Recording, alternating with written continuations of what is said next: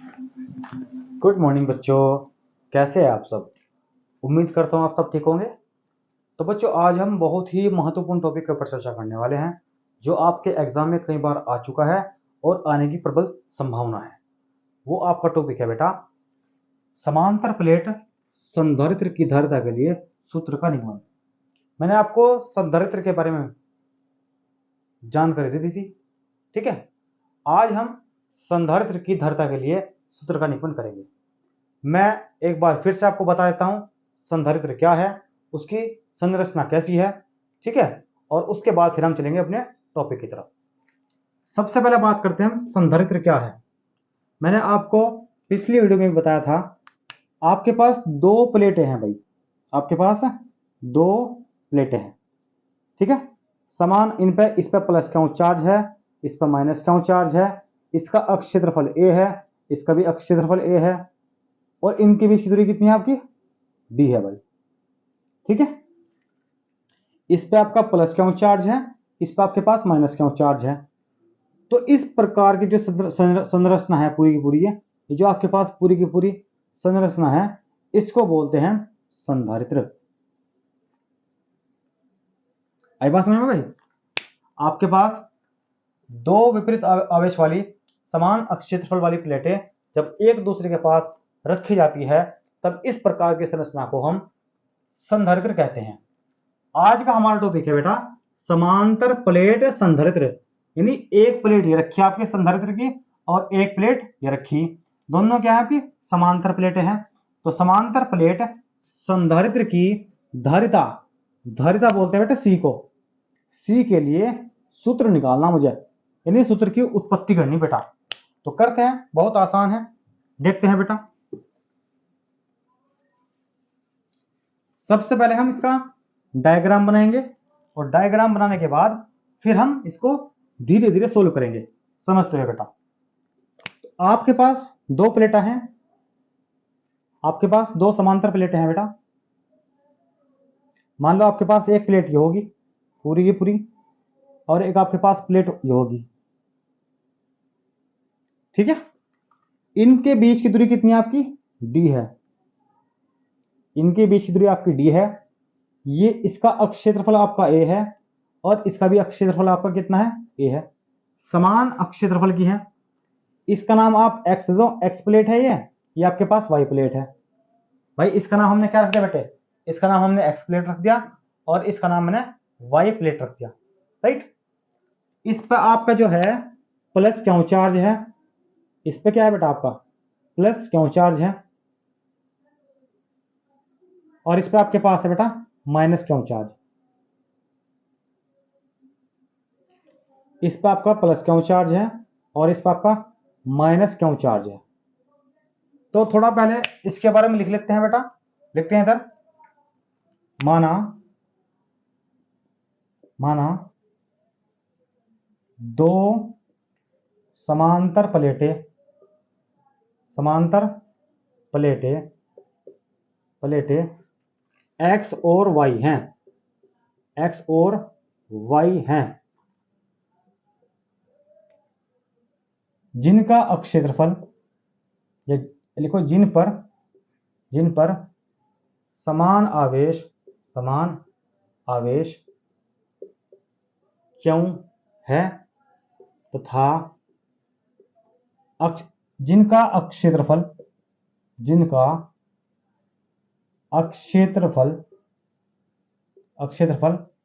ए है। भाई आपका इसका भी अक्ष क्षेत्रफल ए है और इसका भी अक्ष क्षेत्रफल ए है। दो प्लेटें हैं, एक आपके पास एक्स प्लेट है, एक आपके पास वाई प्लेट है। एक पर प्लस क्यों चार्ज है, एक पर माइनस क्यों चार्ज है, राइट। और जिनके बीच की दूरी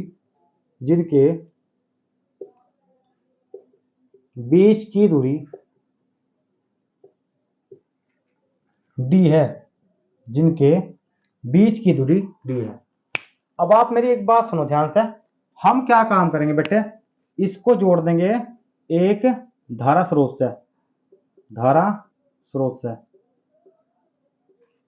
और इसको जोड़ देंगे बेटे हम पृथ्वी से। इतना काम कर लोगे आप, इसको आप इस धारा स्रोत से जोड़ोगे और इसको जोड़ोगे आप पृथ्वी से। यानी जो आपकी एक्स प्लेट है, हम यहाँ लिखेंगे बेटा एक्स प्लेट का संबंध, एक्स प्लेट का संबंध धारा स्रोत से, धारा स्रोत से तथा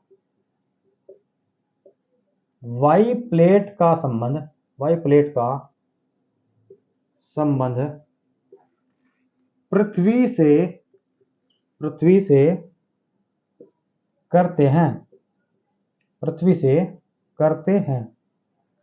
ये तो थी बिल्कुल नॉर्मल बात भाई। जो असली खेल है वो इसके बाद शुरू है। ये तो मैंने आपको नॉर्मल लिखवाया चित्र के बारे में। आपके पास जो डायग्राम है वही हमने लिख दिया। क्या लिखा भाई? आपके पास दो समांतर प्लेटें हैं एक्स और वाई, इसका क्षेत्रफल ए है और इसका भी क्षेत्रफल ए है। इस पर प्लस क्यों चार्ज है, इस पर माइनस क्यों चार्ज है, इनके बीच की दूरी डी है। बस हमने ये लिखा फिलहाल। चैप्टर फर्स्ट में मैंने आपको पढ़ाया था विद्युत बल रेखाओं के बारे में कि विद्युत बल रेखाएं हमेशा धनात्मक सिरे से निकलती है और ऋणात्मक सिरे पर समाप्त होती हैं। यानी जो विद्युत बल रेखा है आपकी, वो आपकी इस प्रकार चलेंगी भाई, इस प्रकार, ठीक है। धनात्मक सिरे से निकलेंगी और ऋणात्मक सिरे पर खत्म होगी। बिल्कुल सिंपल है भाई। देखो विद्युत बल रेखाएं आपकी जो होती हैं वे धनात्मक सिरे से निकलती हैं और ऋणात्मक सिरे पर जाकर समाप्त हो जाती हैं। धनात्मक सिरे से निकलती हैं और ऋणात्मक सिरे पर जाकर समाप्त हो जाती हैं। अब जो आपके पास दो समांतर प्लेटें हैं, इनके बीच में क्या होगा? इनके बीच में आपकी हवा भरी हुई, इनके बीच में आपकी वायु भरी हुई। अब इनके बीच में आपकी वायु भी हम भर सकते हैं, या अगर आप इनके बीच में कोई वाटर डालना चाहते हो या पानी रखना चाहते हो तो आप वो भी रख सकते हो। या फिर इनके बीच में आप कंच, जो आपका कंच होता है, अगर आप इनके बीच में कंच भरना चाहो तो आप कंच भी भर सकते हो। अब वायु हुआ, कंच हुआ, वाटर हुआ, उसके लिए हम एक परावैद्युतांक का यूज करेंगे बेटा, और उसको हम डिनोट करते हैं के से। के का मतलब है, परावैद्युतांक का मतलब है कि इन दोनों समांतर प्लेटों के बीच में कुछ ना कुछ भरा हुआ है, चाहे वो वायु ही क्यों ना हो। हम इसके बीच में वायु भर सकते हैं, वाटर भर सकते हैं और कंच भर सकते हैं, ठीक है। उसके लिए हम के का इस्तेमाल करेंगे। के का मतलब परावैद्युतांक, राइट।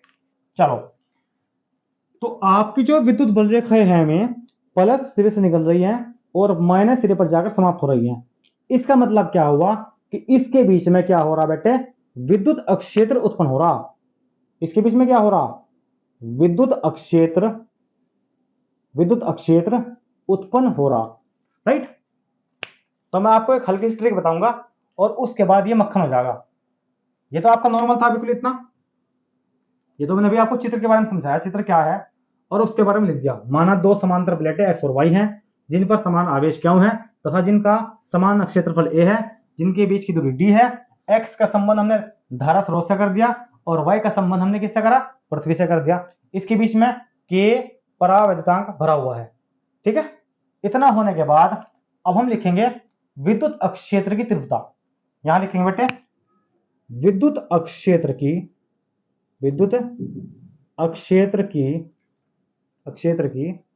तीव्रता, विद्युत अक्षेत्र की तीव्रता। अच्छा, इसमें सबसे पहले हम ई का मान निकाल लेंगे। देखते रहो भाई, पहले हम ई का मान निकाल लेंगे बेटे, फिर हम वी का मान निकाल लेंगे और फिर हम सी का मान निकाल लेंगे।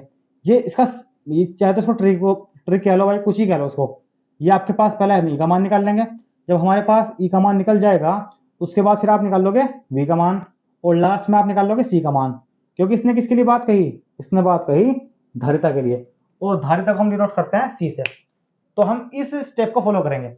सबसे पहले आप किसका मान निकालोगे बेटे? सबसे पहले आप मान निकालोगे ई का। तो विद्युत अक्षेत्र की तीव्रता यानी ई बराबर, आपके पास फॉर्मूला है ई बराबर सिग्मा अपॉन के एप्सिलॉन 0। ये फॉर्मूला आपको याद करना पड़ेगा बेटा। आपके पास फॉर्मूला है ई बराबर सिग्मा अपॉन के एप्सिलॉन 0। अभी सिग्मा क्या है? तो आपके पास बेटे सिग्मा होता है पृष्ठीय आवेश आवेश घनत्व। सिग्मा आपके पास है पृष्ठीय आवेश घनत्व। अब इस सिग्मा का फॉर्मूला क्या है देखते हैं। ये मैं आपको चैप्टर फर्स्ट में पढ़ा चुका। सिग्मा बराबर क्यों बटे ए, सिग्मा बराबर क्यों बटे ए। तो सिग्मा का हम फॉर्मूला इसमें लगा देंगे भाई, सिग्मा का मान रख देंगे इसमें, क्योंकि आपके पास इसमें क्यों भी है और ए भी है। तो आपका फॉर्मूला है सिग्मा बराबर क्यों बटे ए। ये फॉर्मूला हम यानी सिग्मा का मान हम यहां से उठा के इसमें पुट कर देंगे। तो आपके पास बेटा आएगा ई बराबर क्यों बटे ए और बटे के एप्सिलॉन 0। इसके बटे में ले लेंगे तो इसकी इसमें गुणा कर देंगे और इसकी इसमें गुणा कर देंगे। तो हमारे पास बेटा होगा, हमारे पास क्या आएगा देखते हैं। इसको ध्यान से समझने की जरूरत है बेटा, बहुत ही इंपॉर्टेंट टॉपिक है और ये कई बार एग्जाम में आपके आ चुका और शायद इस बार भी ये आ जाए। इसके आने की पूरी प्रबल संभावना है भाई। तो हमारे पास होगा बेटा ई बराबर देखो इस ए की गुणा ऊपर हो जाएगी तो क्यों गुणा एक यानी क्यों बटे इसकी इसमें गुणा कर देंगे। तो हमारे पास आगे बेटे के ए एप्सिलॉन 0, ई बराबर क्यों बटे के ए एप्सिलॉन 0। कोई दिक्कत नहीं बेटे यहां तक, यानी हमने ई का मान निकाल लिया अपना। अब आप क्या काम करो, इसको मान लो समीकरण नंबर 1, सिंपल बिल्कुल कोई टेंशन वाली बात नहीं।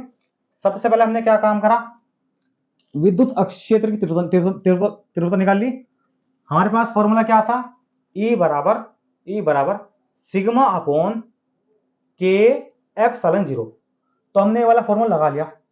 अब सिग्मा क्या है, सिग्मा बेटा आपके पास है पृष्ठीय आवेश घनत्व। हमारे पास सिग्मा का फॉर्मूला है सिग्मा बराबर क्यों बटे ए, इसको बोलते हैं बेटा हम सिग्मा, ठीक है सिग्मा। तो हमारा फॉर्मूला आया सिग्मा बराबर क्यों बटे ए। अब सिग्मा का मान यहां से उठा के हम इसमें रख देंगे और रखने के बाद हमारे पास क्या आ गया, ई बराबर क्यों बटे के ए एप्सिलॉन 0। इसको आपने मान लिया इक्वेशन नंबर फर्स्ट। अब मुझे किसका मान निकालना बेटे, विभव का यानी विभवांतर का। अब देखो इनके बीच की दूरी कितनी है, डी है, राइट। इसमें क्या है, विद्युत अक्ष क्षेत्र की तीव्रता ई है। तो इनके बीच जो विभवांतर है लिखेंगे भाई यहां से हम एक्स और वाई एक्स और वाई प्लेटों के बीच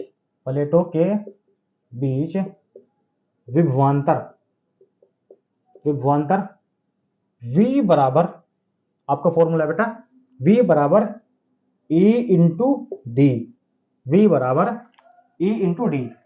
अब ये फॉर्मूला कहां से आया, आपके पास एक फॉर्मूला होता है बेटा E बराबर V अपॉन डी, E बराबर V अपॉन डी। तो हमने D को कहां पहुंचा दिया, हमने D को इसके पास पहुंचा दिया। तो हमारे पास आ गया V बराबर E इंटू डी।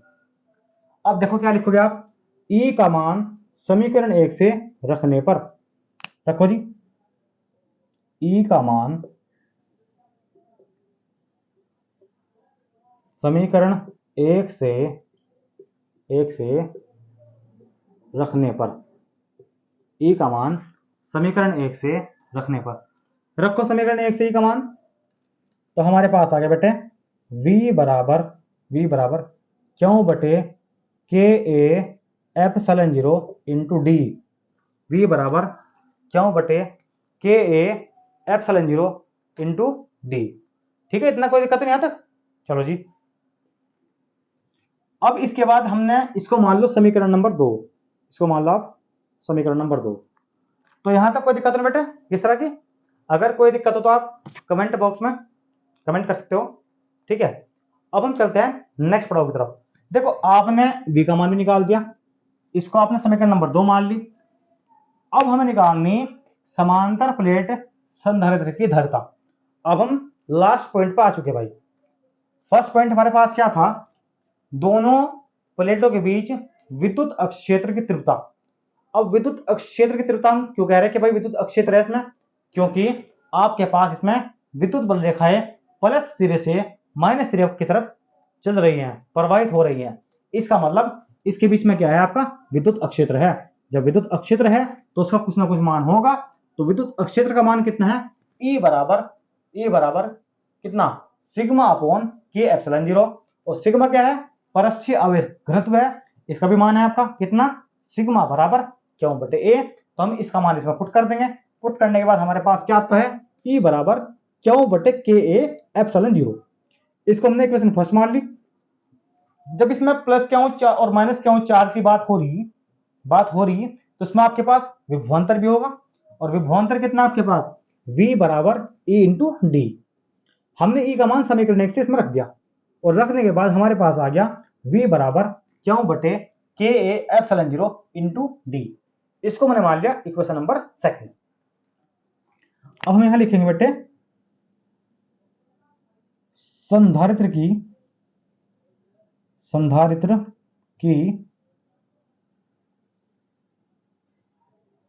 धारिता, संधारित्र की धारिता C बराबर क्यू बटे V। C बराबर क्यू बटे V, कोई दिक्कत नहीं बेटा, C बराबर क्यू बटे V। अब हम क्या काम करेंगे, समीकरण 2 से V का मान रखने पर हम यहां लिखेंगे बेटा समीकरण 2 से V का मान रखने पर, समीकरण 2 से V का मान रखने पर। अब हम समीकरण 2 से V का मान रखेंगे बेटा, और फिर देखते हैं हमारा क्या निकल के आता है सॉल्यूशन। तो आपके पास आ गया C बराबर क्यू बटे V का मान आपके पास है बेटा क्यू बटे के ए एप्सिलॉन 0 इंटू डी। अब आप क्या काम करोगे बेटा, क्यू बटे इसको 1 कर लो, क्यू बटे 1, यानी क्या होगा, इसकी पूरे की गुणा इसमें 1 में हो जाएगी, और इस पूरे के पूरे गुणा इसमें हो जाएगी। यानी जो बीच बीच के हैं इनकी आपस में गुणा हो जाएगी, जो सबसे नीचे का है और सबसे ऊपर का है उनकी आपस में गुणा हो जाएगी। करते हैं, तो आपके पास आएगा बेटा C बराबर क्यू इंटू के ए एप्सिलॉन 0, के ए एप्सिलॉन 0 बटे 1 into Q D, 1 into Q D. अब देखो क्या हो रहा हमारे पास आगे बेटा C बराबर क्यू के A epsilon 0 upon Q D. अब इस क्यू से क्यू कट गया हमारा, तो हमारे पास आ गया C बराबर के ए एप्सिलॉन 0 अपॉन डी। हमारे पास क्या आ गया, C बराबर के ए एप्सिलॉन 0 अपॉन डी। ये आपके पास आ गया बेटा फॉर्मूला निकल गया। ठीक है, यही मेन सूत्र है आपका जो हमें निकालना था, C बराबर के ए एप्सिलॉन 0 अपॉन डी। अब थोड़ा इस सूत्र के बारे में जानकारी करते हैं, जानते हैं थोड़ा सूत्र के बारे में। बहुत ही आसान टॉपिक था, बहुत ध्यान से समझोगे तो ये इजीली समझ में आ जाएगा आपके। तो आपके पास आ गया बेटा C बराबर के ए एप्सिलॉन 0 अपॉन डी। देखो इस के का मान क्या होगा, अगर आप बात करो वायु की, भाई अगर बात करो वायु की, तो वायु के लिए के का मान आपका होगा 1। वायु के लिए के का मान आपका क्या होता है बेटा, 1 होता है। ठीक है, तो रख दो इसमें, तो आपके पास हो गया C बराबर A epsilon 0 upon D. C बराबर ए एप्सिलॉन 0 अपॉन डी। क्योंकि इसमें वायु भरी हुई, अगर आप इसमें वाटर भरते हो, जल भरते हो, तब आपका के का मान बदल जाएगा। अगर आप इसमें कांच भरते हो तब आपका के का मान कुछ और होगा। राइट, तो आपके पास जो मेन सूत्र आया वो है आपके पास है C बराबर ए एप्सिलॉन 0 अपॉन डी। ये किसके लिए है बेटे, वायु के लिए।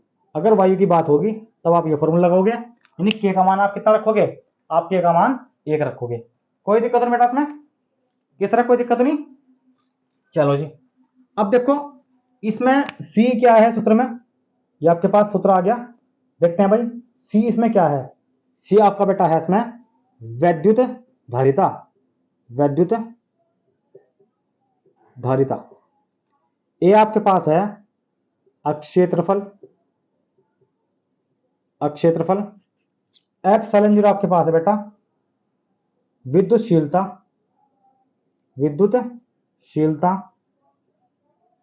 और डी आपके पास है दोनों दोनों प्लेटों के बीच की दूरी दोनों प्लेटों के बीच की दूरी। तो इस प्रकार हमने समांतर प्लेट संधारित्र की धारिता के लिए सूत्र का निगमन कर लिया। इसमें आपको 3 स्टेप फॉलो करने हैं। सबसे पहले क्या, ई, सबसे पहले आपको ई निकालना, उसके बाद फिर वी निकालना, उसके बाद फिर आपको सी निकालना। ई का मतलब विद्युत क्षेत्र की तीव्रता, सबसे पहले। फिर आपको क्या निकालना बेटा, विभवांतर, और उसके बाद निकालना आपको धारिता। बिल्कुल आसान टॉपिक है भाई, ये हल है बिल्कुल। सबसे पहले बेटा फिर मैं आपको बता रहा, सबसे पहले आपको क्या काम करना, ये आपको चित्र बना लेना, सिंपल सा बिल्कुल। एक प्लेट आपके पास ही होगी, एक ही होगी, इस पर प्लस क्यों चार्ज है, इस पर माइनस क्यों चार्ज है। तो इसका मतलब क्या होगा, इसमें जो विद्युत बल रेखाएं हैं वो प्लस चार्ज से, प्लस सिरे से, धन ध्रुव से माइनस सिरे की ओर प्रवाहित होंगी, बहेंगी। और जब इसमें विद्युत बल रेखाएं बह रही, इसका मतलब इसके बीच में विद्युत अक्षेत्र आ गया। जब विद्युत अक्षेत्र आ गया तो हम उसका फॉर्मूला लगा के ई का मान निकाल लेंगे। जब आप ई का मान निकाल लोगे उसके बाद फिर आप वी का मान निकाल लोगे। जब आप वी का मान निकाल लोगे उसके बाद सी का मान निकाल लोगे। बस सिर्फ कैलकुलेशन है और कुछ नहीं। एक दो फॉर्मूले आपको याद करने हैं। जैसे कि आपके पास कौन सा फॉर्मूला था बेटा, आपके पास एक तो आपके पास है ई बराबर सिग्मा अपॉन के एप्सिलॉन 0, ये फॉर्मूला बेटा आप याद कर लियो। और सिग्मा बराबर क्यों बटे ए, इसको आप याद कर लियो। तो कुछ फॉर्मूलाज आपको याद करने पड़ेंगे भाई। और ये आपके पास जो टॉपिक है ये लगभग आपका 4 से 5 नंबर में पक्का आना बिल्कुल पेपर में। ये मोस्ट इंपोर्टेंट है, हर साल यहाँ से क्वेश्चन पक्का पूछता है। और ये सन 2000 जब आपके पिछले साल के पेपर हुए थे उसमें भी ये क्वेश्चन पूछा गया था, 2 सेट में आया था भाई आपका ये क्वेश्चन। ठीक है बेटा, तो मोस्ट इंपोर्टेंट है, इसको बहुत अच्छे तरीके से आपको देखना है वीडियो को, और बहुत अच्छे तरीके से इसके नोट्स बनाने हैं। इसको बहुत अच्छे तरीके से आपको समझना है और इसके नोट्स बनाने हैं, और इसकी बार बार प्रैक्टिस करनी है आपको। ठीक है बेटा, तो आज की वीडियो में इतना रखते हैं बेटा। अब जो नेक्स्ट टॉपिक आपका है वो हम नेक्स्ट वीडियो में कवर करेंगे। तब तक के लिए ओके भाई।